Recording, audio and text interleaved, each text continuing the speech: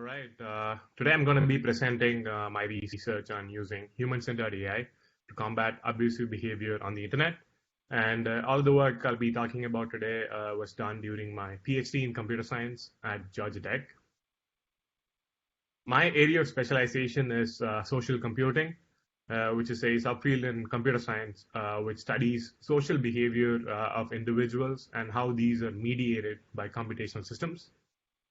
And within this area, my specialization or interests are in creating human-centered technology for online moderation and studying how we can shape online interactions on a massive scale.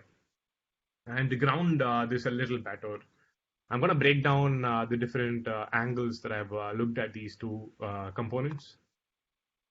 On the social behavior side, I try to understand and model user behavior using computational techniques. Essentially thinking about empirical ways to answer social science questions related to online governance. And based on these insights, I go on to develop new machine learning based systems and deploy them in the wild, thinking about large scale deployments to see how these systems fare in the wild. And today I'll be focusing on how these applications help us think about ways to counter online abusive behavior. And before I proceed with this talk, I want to give a word of caution, saying that some of my slides will contain examples of disturbing text, which were generated within the online platforms that I study. I've tried to keep this to a minimum, but I'm going to use some of these examples to ground the type of behavior I'm speaking about today. The key challenge for online communities today is dealing with abusive behavior. A recent survey by Pew Research Center found that approximately 40% of all internet users have experienced online abuse at some point of time. And this is more targeted at users who come from underrepresented groups. And one of the key challenges with dealing with abusive behavior is it's hard to define or pin down. And I have an entire paper at ACL 2019 speaking about how a lot of current NLP-based approaches to abuse detection focus on narrow definitions of what constitutes abuse, like insults and hate speech.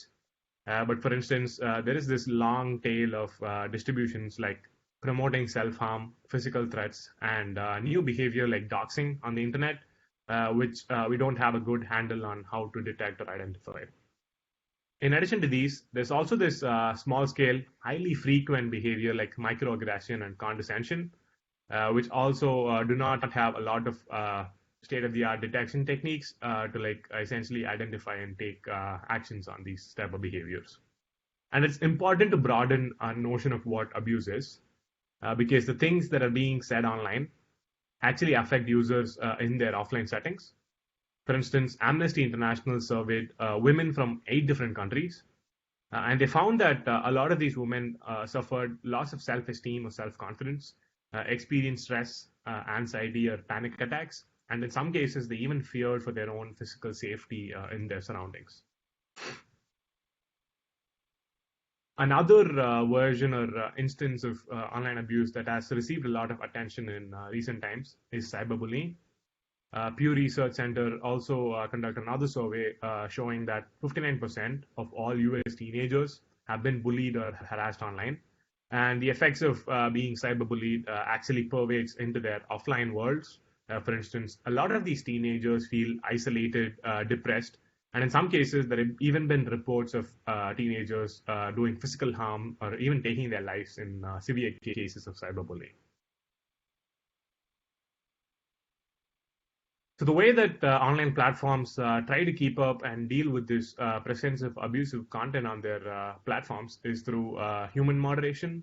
Human moderation is one of the most widely used moderation approaches today, where platforms hire a bunch of people who we call as moderators.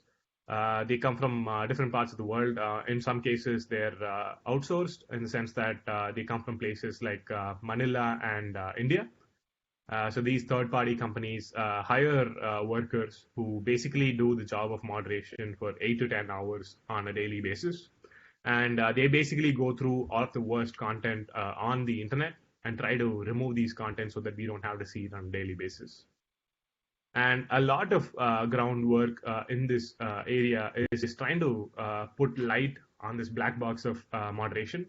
And we're starting to learn that using human moderation alone is not really sustainable. These moderators see the worst of the web on a regular basis and face a lot of burnout because they need to make split-second decisions because they have like 15 to 30 seconds to make decisions on a piece of content as to whether it should remain up or not. And they do this kind of work for 8 to 10 hours on a daily basis. And a lot of these reports are showing how these moderators face burnout and can't do their job for more than 6 months continuously. And even in some severe cases, a lot of psychologists are reporting that some moderators experience PTSD-like symptoms, demonstrating how doing this work can have a detrimental effect on the mental health of these workers. In addition to these effects on the mental health of moderators, there's also the challenge of scale, which makes it hard to keep up using manual efforts alone. To give you an idea, every hour, users generate over millions of comments within popular social media sites like Reddit, Twitter, and Facebook. And to keep up with this amount of traffic, which keeps growing on a daily basis, a lot of these platforms are moving towards automated solutions to help navigate this huge amount of incoming data. But the path towards AI-based solutions is not easy. So one of the key challenges in this direction is around scarcity of moderated data. So companies don't share deleted comments due to privacy and PR concerns. And a lot of these new and emerging online communities don't have enough data from their own users, especially in their starting stages. So they don't have the resources to develop their own automated solutions, especially in those critical early stages. Another related challenge in this space is around the contextual nature of moderation. So not understanding the norms or values of the communities that we deploy these algorithms in is a recipe for disaster and a key drawback for a lot of automated tools today. So in my research, I think about ways to address these two key challenges. First, I try to think if we can learn from sites that share similar problems and values. We spoke about how abuse is becoming a problem on a lot of these platforms. So are there things that we can learn from how other platforms deal with this type of behavior? And to account for the contextual nature of moderation, I look for embracing a socio-technical partnership with these human moderators who do this work on a daily basis at a ground level. So how can we work with them to make their jobs easier and embrace this socio-technical partnership? There's been a lot of interest among industry collaborators who have basically had a lot of calls for academic collaborations on this space. And there's also been interest from the government. So they had a recent hearing on how we can think about new collaborations or ways to make the internet a healthier space for users to engage in.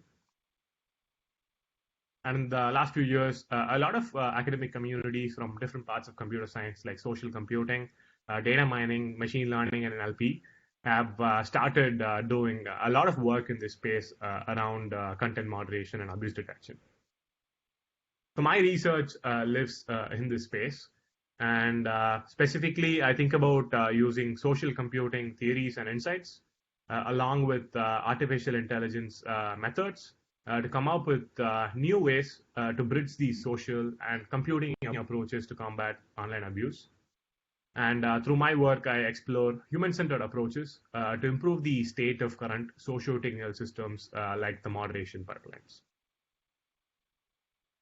And at a high level, my vision is to create systems for making the internet a safer and more welcoming space. And in the next part of the talk, I'm going to focus on how I've worked on creating this safer internet through some of the three key research contributions that I've done in this space. And before I conclude, I'll talk about my future research directions, which will be more focused on how can we make the internet more welcoming to users. On the internet safety aspect, I'm going to focus on three different verticals under which my research contributions fall into. The first one is around understanding. So I try to develop a deep understanding of online misbehavior using computational techniques. And based on the insights I gather from the first vertical or phase, I go on to develop new human-centered technology to counter abusive behavior, which I call the building phase. And once I've built these tools, I'm interested in evaluation. So I evaluate the efficacy of new moderation interventions that I build or a lot of other companies deploy in the wild. And in the interest of time, I'm going to focus on the case of Reddit in this talk specifically, picking one key study from each of these verticals. And Reddit is the sixth most visited website in the United States. It has over 437 million monthly active users. And one of the key things to note about Reddit is that it's organized into over 1.8 million communities or forums, which are also called subreddits. And these subreddits exist on a range of topics from mainstream content like science, politics, to niche content like NBA and frugal fashion advice. And a reason why a lot of researchers are being drawn towards Reddit data is because of its open data policy. So it's easy to collect data from a lot of these diverse set of communities and also partner with these communities to test out and experiment new interventions. Reddit is not inert to this problem of abuse. So Reddit is also struggling with attempts to clean or counter online abusive behavior on its site. And through my work, I do a deep dive into the problem of abusive behavior on Reddit and think about creating new computational tools to help community moderators do their daily jobs. One of the first technical challenges that I encounter in this line of work is around how can we develop computational approaches to detect a wide range of abuse that goes beyond narrow definitions like insults and hate speech. And a related challenge here is how do we address the scarcity of data required for training deep learning models? And cold start problem applies for emerging online communities because they don't have enough data from their own users. And a key point for why this is an important challenge is that a lot of research in this space flock towards where we have data sets for. In a sense, the reason for adopting these narrow definitions is because we have data sets labeled for insults and hate speech. So how do we think about growing our data sets so that we can explore the entire spectrum of what might constitute online abusive behavior? And in this line of work, I think about an analog to transfer learning in the machine learning terminology. It's basically called cross-community learning, and we're going to look into that in more detail as we go through this talk.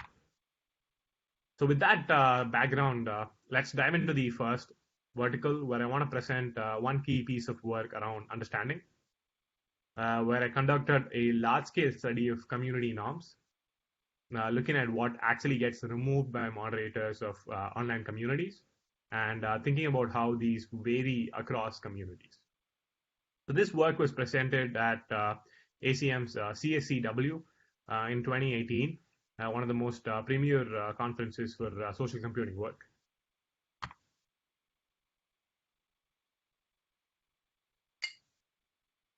So I began by compiling a corpus of removals from May 2016 to March 2017, essentially giving us over 2.8 million removed comments, which were taken down by actual moderators of subreddits like science, politics, and NBA, adding to a total of 100 popular subreddits. This data is hard to simulate using crowd workers because these are actual comments generated by users of online communities, and removals or norms enforced by actual moderators of these communities. And we made sure that for each of these subreddits, we were able to collect over 5,000 comments which were removed. And this data set is publicly available. Here's the GitHub link to this data set in case you want to check that out. So now that I have this corpus of removals compiled, I'm interested in asking this counterfactual question, where for every comment in our data set, what would each subreddit have done if the comment had been posted there? So this basically forms the backbone for this idea of cross-community learning, where I'm interested in gathering counterfactual estimates for what a set of source communities would do with new unseen content from a completely different target community.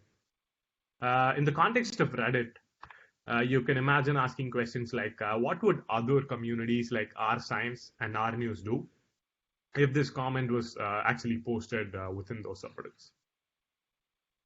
And to obtain these estimates or answers for what different communities would do, I would have ideally liked to ask the moderators of these communities, but sending out a survey with 2.8 million comments is kind of infeasible because a lot of these moderators are already constrained for time. So to answer this question, I turn to the proxy of classification. So I begin by compiling a sample of removed and unremoved comments from each of our 100 study subreddits. And given this distribution, I go on to train in-domain classifiers, which can predict which comments would be removed within each of the specific subreddits. And each of these text classifiers were trained using a classification framework called FastText, which is introduced by Facebook Research. The main reason for using FastText is that it's fast and super lightweight and very useful for models that you have to retrain and deploy in the wild. And we see that FastText basically worked as well as a lot of the deep learning models that we have available today. So once we have this set of in-domain classifiers that can predict comment removals within each of our 100 subreddits, I go on to the counterfactual estimation step, where I show all of these classifiers, the entire corpus of 2.8 million removed comments that we compiled earlier, and basically obtain the predictions for what each of these classifiers would do if they saw any of these comments. And through this process, I was able to collect 100 cross 2.8 million predictions matrix. And to give you an illustration, the highlighted cell here denotes that the classifier trained for subreddit S2 predicts that the comment M4 would be removed if it were actually posted on the subreddit S2. And the goal of obtaining this huge predictions matrix is to somehow learn latent representations for different subreddits based on what they moderate or predict to moderate. So to do that, I go on to perform a clustering step. So first, we begin by decomposing the data or the matrix to a manageable size, and then use k-means clustering to cluster subreddits that remove the same comments. And through this step, we basically come up with three different types of clusters. The first is a macro cluster, which is essentially the universe of all subreddits in our study, so all of the 100 subreddits. And the second type of cluster is a meso cluster, which is essentially groups of subreddits that will remove the same comments. The third and final type of cluster we extract, we call them micro clusters, which are essentially individual subreddits by themselves. So once we have these clusters of subreddits, I'm interested in extracting the norms that these clusters enforce. I do this using a mixed method approach, using a combination of topic modeling and open coding. So let's say we take this meso cluster of interest. I go on to perform topic modeling on the comments that are agreed to be removed by all of the cluster subreddits. And through this step, we basically have a distribution of topics contained or expressed by these comments. And the way we use open coding to extract norms here is to compile a collection or a sample of 10 best fit comments for each of the topics, and then show them to raters who basically provide 1 to 2 line explanations behind the comments removal.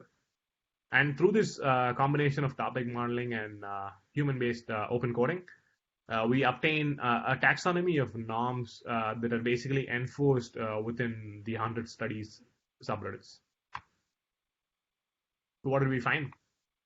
So we find that there exist macro norms on Reddit, which are essentially violations which would be unacceptable on most parts of Reddit.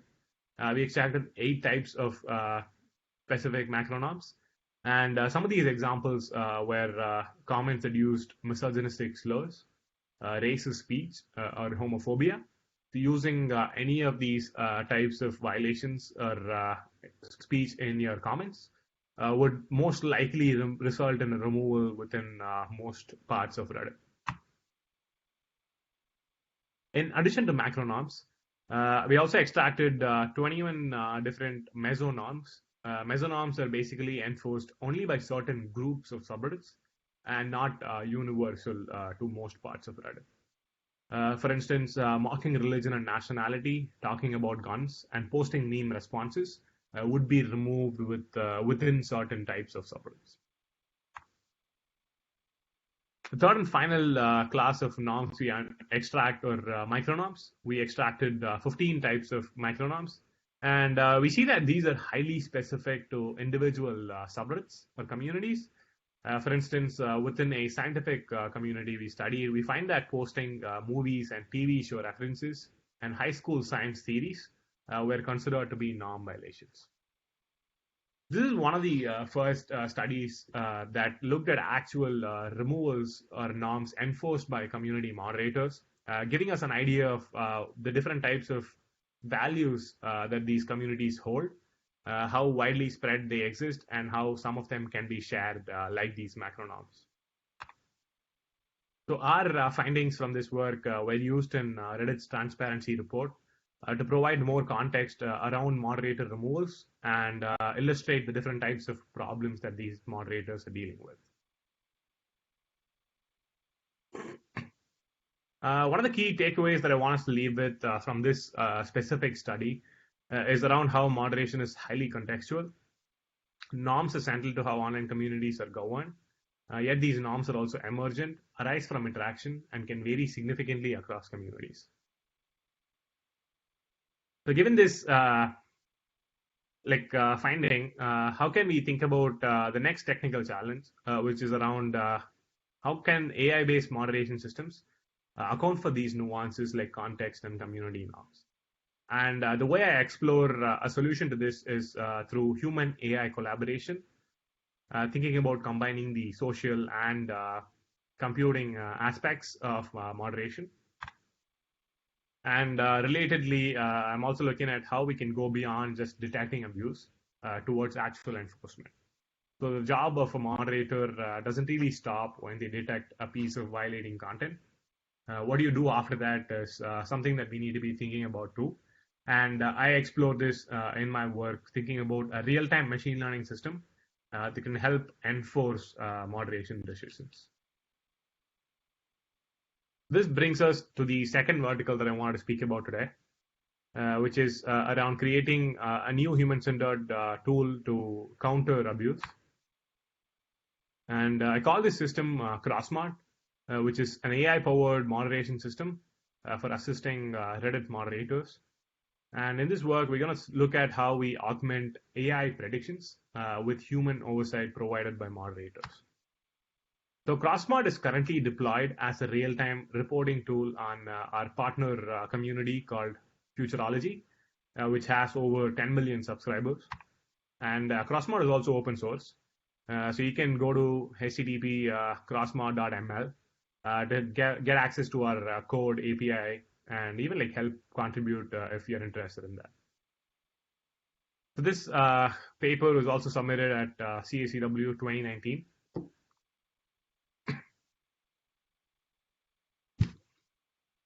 I'm not sure how many of you have moderated or are moderators on Reddit, but to give you an idea of how the moderation interface looks for these users, the image on the screen basically shows you the 5 different tabs that a moderator on Reddit gets to see. And a lot of moderators basically need to manually browse through and review all of the content generated within these tabs and take decisions as to which types of content should be allowed or not on their communities. And we find that Reddit's scale necessitates the use of automated tools to keep up. And one of the R Science moderators I interviewed as part of this study summarized this very well. They said that ultimately for smaller websites, you can do human-based moderation. But right now, R Science has like 20 million subscribers. Automated tools do most of the heavy lifting. Despite their limited capabilities, they make the site usable. So this code basically demonstrates how automated tools have become a key part of a moderator's daily life, helping them keep up with the amount of traffic generated on their sites. But it also calls out some of the deficiencies that are existing in these processes. And to show you how important automated tools are to moderators, here's a workflow that represents how moderation works on most subreddits today. And the highlighted box basically shows you auto moderator, which is basically a regular expression-based tool that can filter violating comments based on the regular expressions that moderators come up with. And the way that most subreddits today are configured, Automod serves as the first line of defense against any incoming abusive behavior. And on most subreddits, only things that are filtered by Automod eventually end up going to the moderation interface and hence are reviewed by a human moderator. In other words, irrespective of how bad a piece of content is, if it is not filtered by auto moderator, it eventually ends up staying online.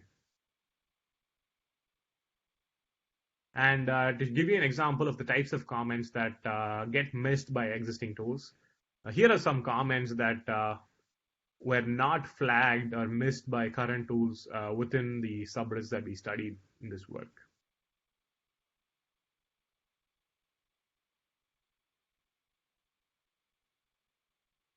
In addition to these cases of false negatives or things that fall through the existing net, there's also the case of false positives, where these crude or simplistic regular expression-based tools do not understand the context around different comments. For instance, here is a regular expression that says any comment that uses the term autistic should be indicative of a troll. So let's flag it. Which flags a comment where a user is basically disclosing a part of themselves, saying that as an autistic person, I wonder if this part of me has been affected.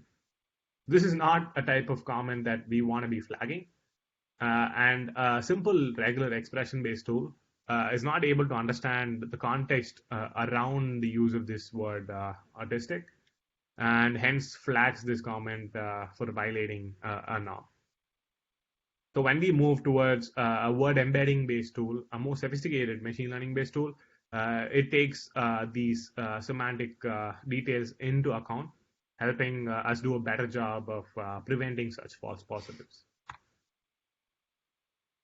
To address these challenges, I go on to develop the new system that I called CrossMod, whose goal is to facilitate human AI collaboration to improve the state of moderation within these subreddits. And the way we do this is by combining AI predictions with human oversight provided by moderators.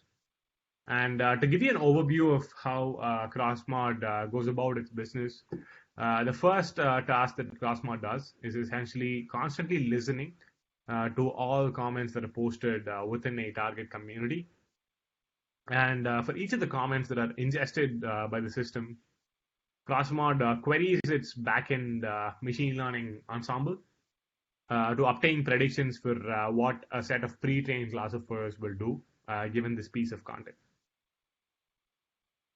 And for each of these comments, given their scores as returned by the backend ML, CrossMod takes different actions as configured by the moderators. And we're going to look at each of these components in detail going forward. But this is just a high-level overview of the different components behind CrossMod's functioning. And my goal here is to fit CrossMod right into the existing moderation workflow.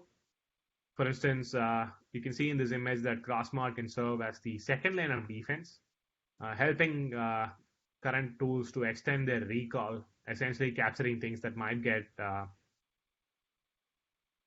missed or fall through the cracks when using these current existing tools.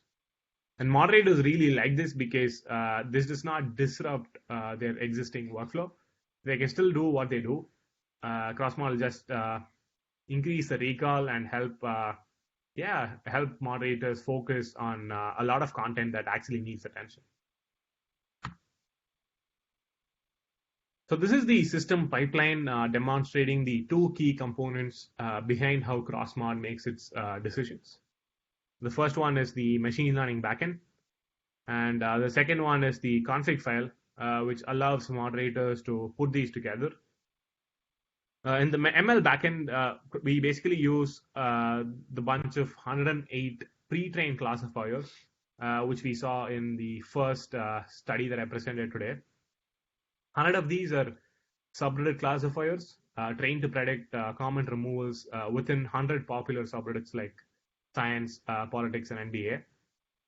And 8 of these are macro norm classifiers trained to predict norm violations, which we identified in the first study's taxonomy. And using the predictions from this ensemble of 108 classifiers, we allow moderators to write different configurations based on 3 different parameters or conditions. The first one is called an agreement score, which basically looks for the overall consensus among the entire ensemble of pre-trained classifiers. And the second type would be to look for whether specific types of subreddit classifiers would remove a piece of comment.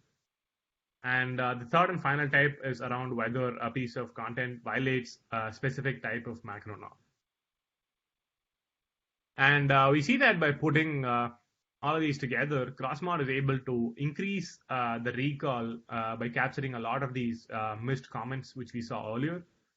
So agreement score here is the overall consensus among the backend ensemble to remove these comments. And Crossmod action is the different types of actions that Crossmod can perform.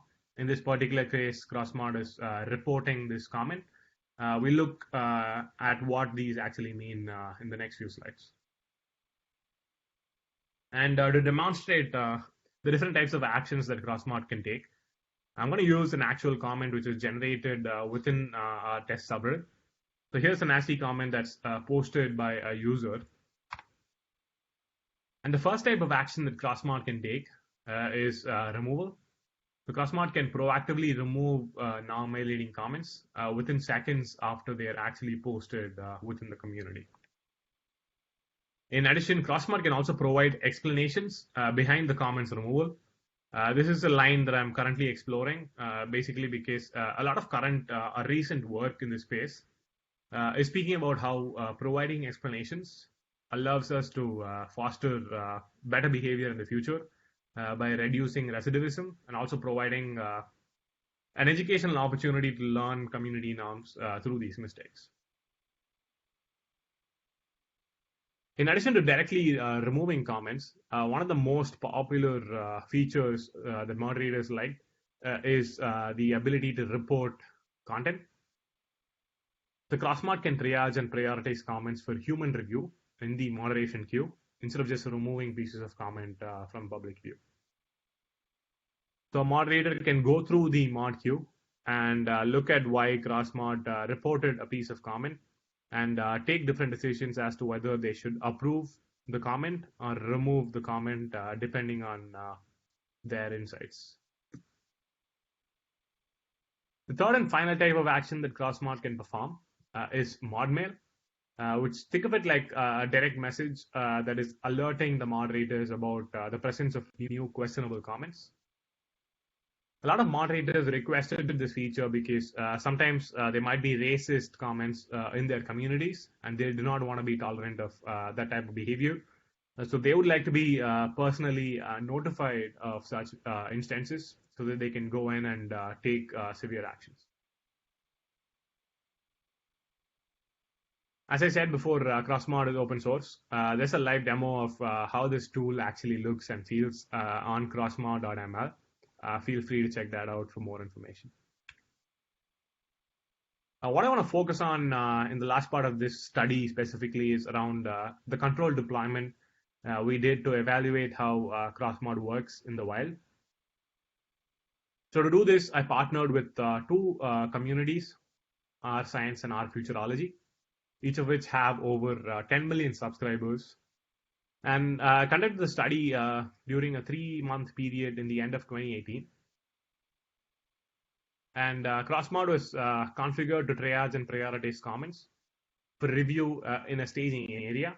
What I mean by a staging area is that this is essentially a mirror of the actual subreddits. So any comment that is posted on the actual subreddit is directly copied and posted on the mirror area. And CrossMod is configured to make decisions within the mirror subreddits. So any changes or actions taken by CrossMod in the mirror subreddits would not affect the actual conversations on the real subreddits. And the configurations used to report stuff in the staging area was if the agreement score among the ensemble was greater than 85%, CrossMod would report the comment.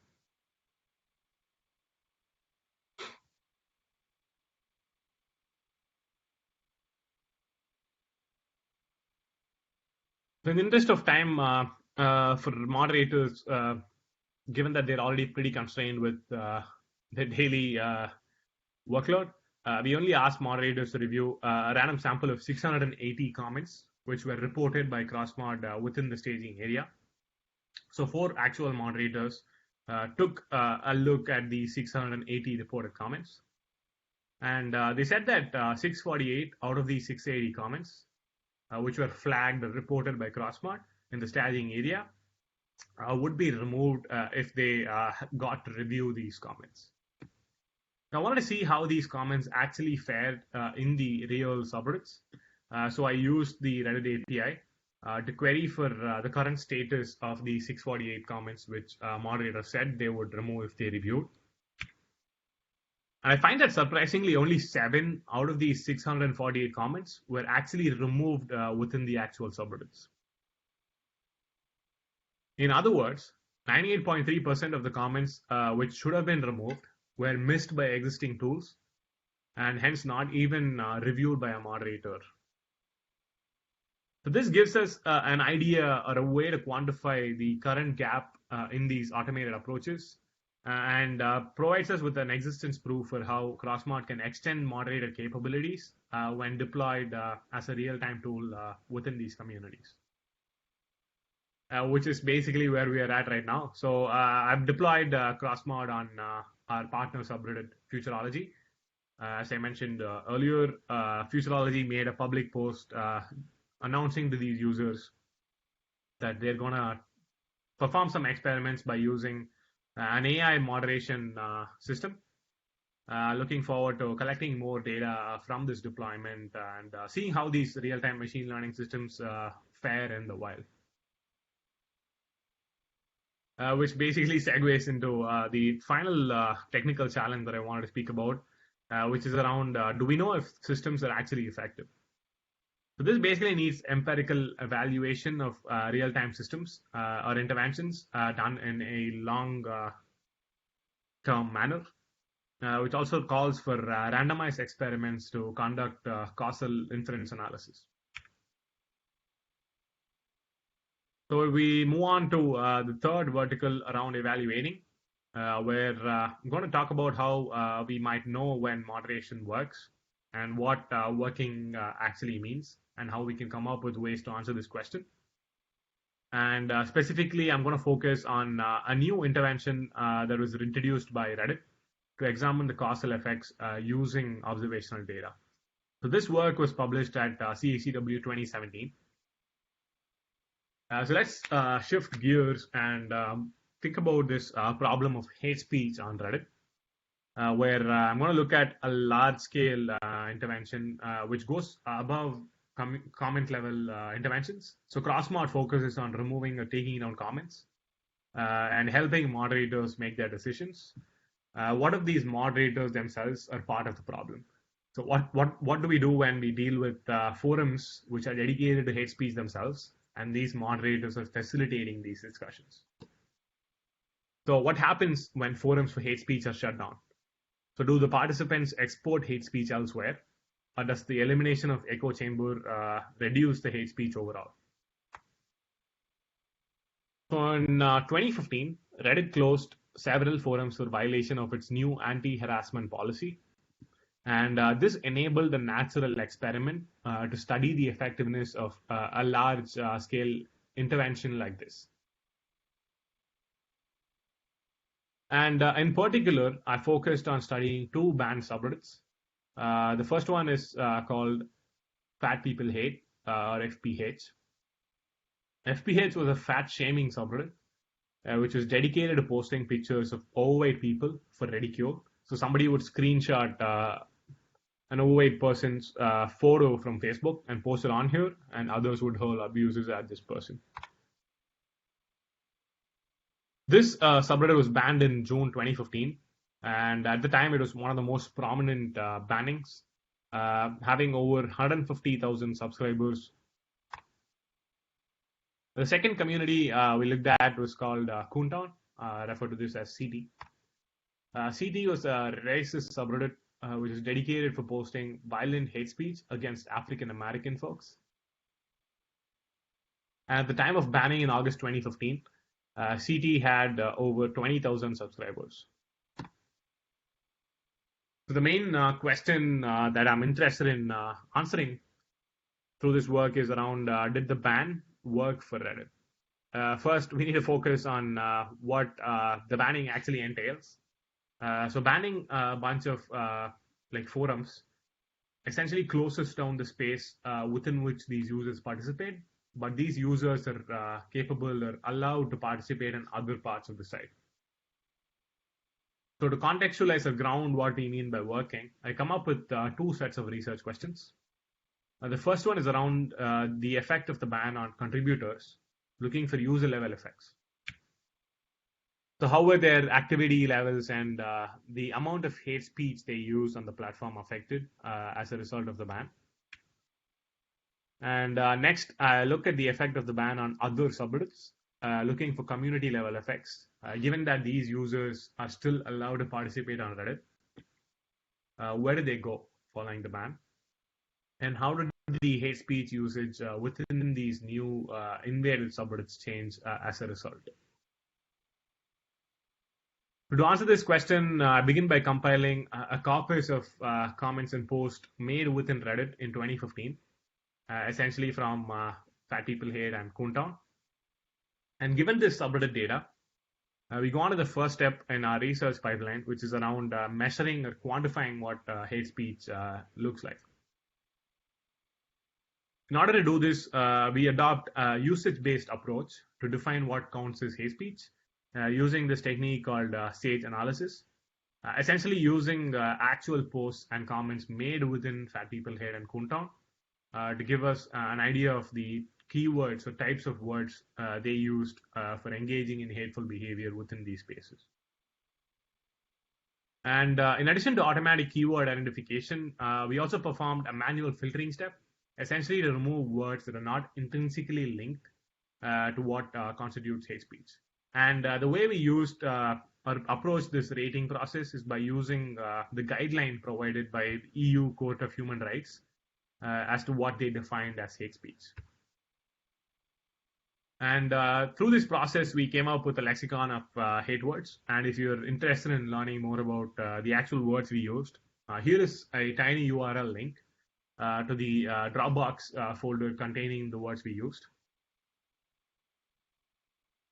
Now that we have this lens to measure what hate speech look like within these banned forums, let's move on to the first research question around user level effects of the ban.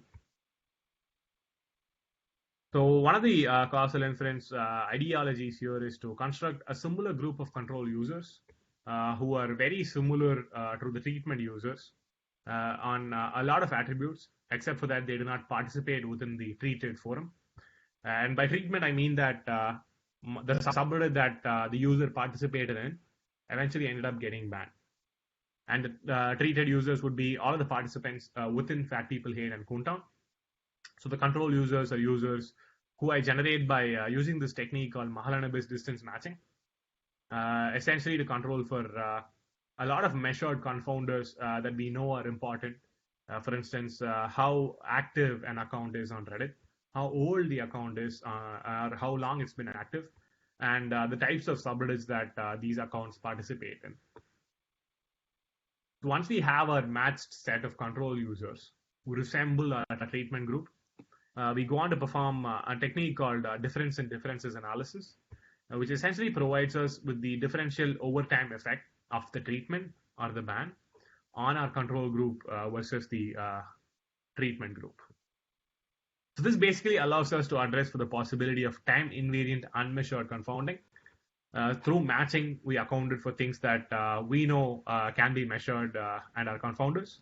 DID, or difference in differences, allows us to account for unmeasured confounds, which might be time invariant.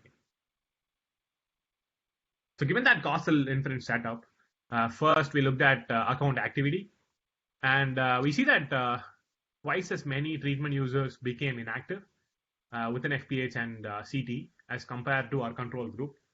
So Reddit has a natural drop-off rate, right? So a lot of users stop using Reddit on a regular basis. So compared to that number, twice as many users became inactive within these treatment subreddits as a result of the ban.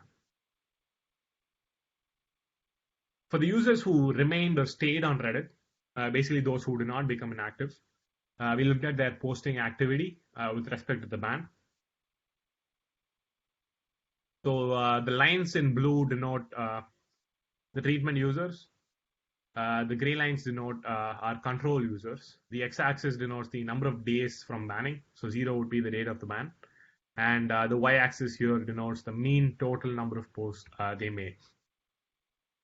So from the plots, we can see that there were no significant changes in posting volume. So those who remained active on Reddit still participated with similar activity rates. When we looked at the mean hate speech usage by these accounts, we find that there's actually a drastic decrease in the amount of hate speech they used. For instance, within both subreddits, there was at least an 80% decrease in the amount of hate speech they used on Reddit, which was caused by the ban. And this was verified and compared against the control group using DID.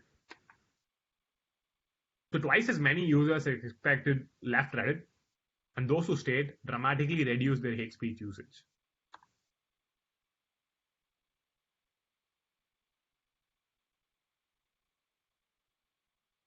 So next, we go on to look at the community level effects of the ban.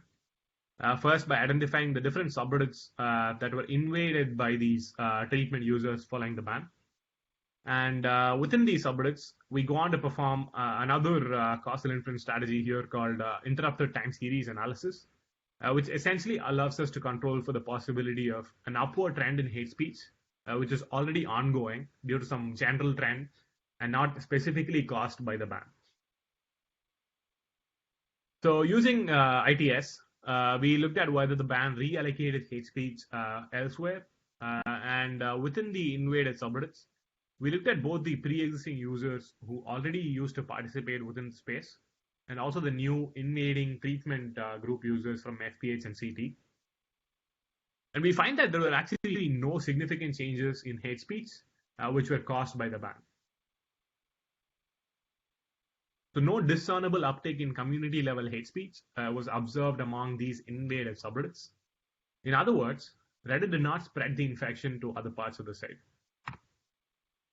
So within the framing that the two research questions I described provided, we found that the ban actually worked for Reddit, which is an interesting and important finding for all of these questions around deplatforming and the effectiveness of using these large-scale interventions.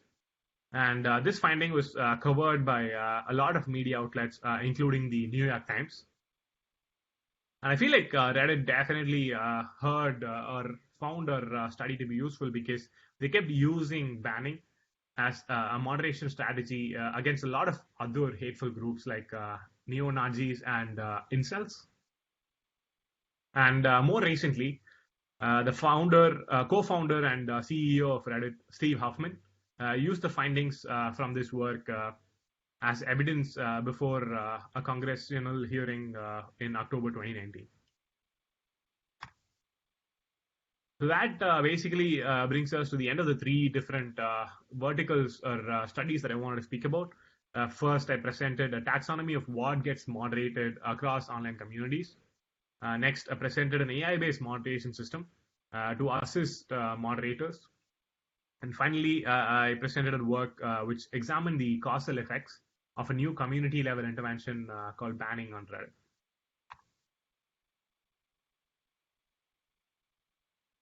So I want to bring back my statement around what my vision in this space is. To remind us, my vision is to create systems for making the internet a safer and more welcoming space. And the left column here is basically the things I presented today, which is around promoting safety or detecting and discouraging online misbehavior.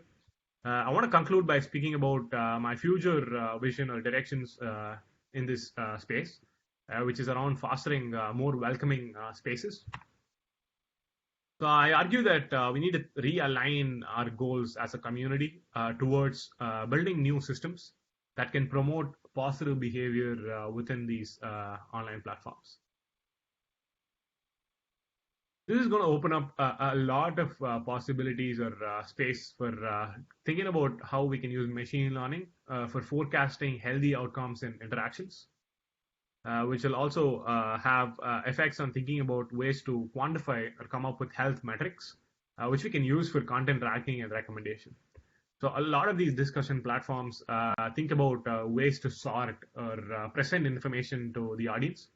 So can we use a lot of these computational insights to think about maybe restructuring or reordering content to maybe foster or encourage users to behave in positive manners going forward? And the final direction I want to highlight or talk about is around thinking about proactive interventions and how we can use AI to nudge users to behave in better ways. For instance, a lot of the work that I presented today and how the field is thinking about it focuses on reactive approaches. So how do we deal with abuse or counter abuse and misinformation after the fact? But can we think about more sustainable ways to promote or encourage users to behave in positive manners using proactive interventions, given that we have a lot of capabilities and scope with the current technology that we have around AI and machine learning? So with that, I want to thank all of my collaborators who come from different parts of academia, and also to my internship and industry collaborators who've helped me look at how online moderation is approached and thought about from the other side or within the industry. And all of these have shaped my outlook and thoughts on this research direction. So with that, I will conclude. Thank you so much for being a patient audience. We look forward to taking questions.